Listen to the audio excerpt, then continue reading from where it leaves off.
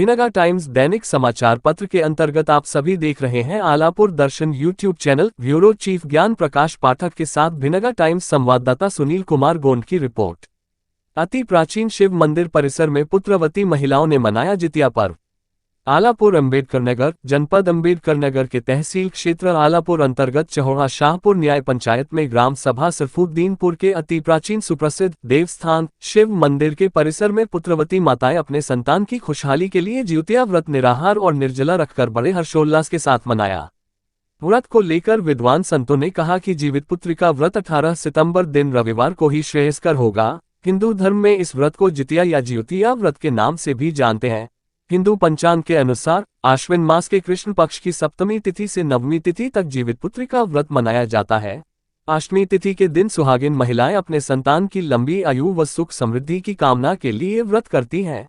इस व्रत के संबंध में भगवान शंकर ने माता पार्वती को बताया कि यह व्रत संतान की सुरक्षा के लिए किया जाता है। इस व्रत से जुड़ी एक पौराणिक कथा है जो जिमुतवाहन से जुड़ी है। सत्य युग में गंधर्वों के एक राजकुमार थे जिनका नाम जिमुतवाहन था। वे सदाचरण, सत्यवादी, बड़े उदार और परोपकारी थे। जिमुतवाहन को राजसिंहासन पर बिठाकर उनके पिता वन में वानप्रस्थी का जीवन बिताने चले गए। जिमुतवाहन का राजपाट में मन नहीं लगता था। वे राजपाट की जिम्मेदारी अपने भाइयों को सौंप पिता की सेवा करने के उद्देश्य से वन में चल दिए। वन में ही उनका विवाह मलयवती नाम की कन्या के साथ हो गया। वन में भ्रमण करते हुए जब एक दिन वे काफी आगे चले गए तो एक वृद्धा को रोते हुए देखा। उनका हृदय द्रवित हो गया। उन्होंने वृद्धा से उसके रोने का कारण पूछा तो उसने बताया, मैं नागवंश की स्त्री हूँ, मुझे एक ही पुत्र है। नागों ने पक्षी राज गरुड़ को भोजन के लिए प्रतिदिन एक नाग देने की प्रतिज्ञा की है। आज मेरे पुत्र शंखचूड़ की बलि का दिन है। जिमुतवाहन ने वृद्धा को आश्वस्त करते हुए कहा, डरो मत, मैं तुम्हारे पुत्र के प्राणों की रक्षा करूंगा। तुम्हारे पुत्र की जगह स्वयं को लाल कपड़ों से ढककर शिला पर लेटूंगा।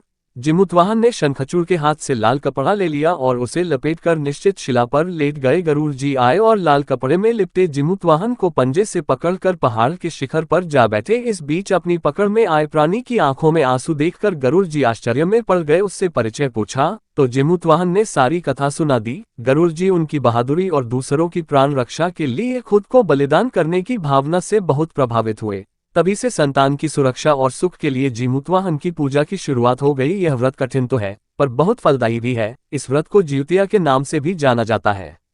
सभी प्रकार के विज्ञापन टेंडर के प्रकाशन हेतु भिनगा टाइम्स दैनिक समाचार पत्र के ब्यूरो चीफ ज्ञान प्रकाश पाठक से संपर्क करें पर 9838799596। खबरों की ताज़ा अपडेट पाने के लिए चैनल को लाइक, शेयर एवं सब्सक्राइब अवश्य करें।